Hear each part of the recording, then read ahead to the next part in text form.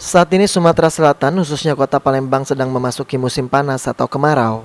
Di musim ini kita harus menjaga kesehatan dikarenakan rawan dengan terinfeksi saluran pernafasan akut atau yang lebih dikenal dengan ISPA.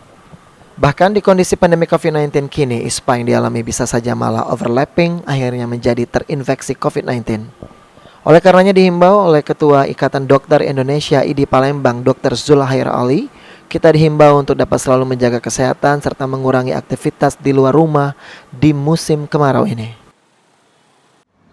Sekarang kita sudah mulai memasuki musim panas.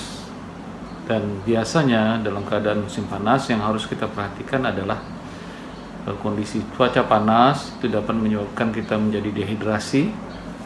Jadi kita harus banyak minum ya, dan mengurangi aktivitas di luar ruangan.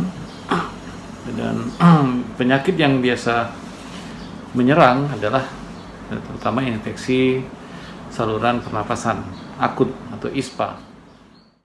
Selain itu juga menurut Zulhair Ali kita harus banyak minum untuk mengurangi dehidrasi. Firman Hidayat, PAL TV.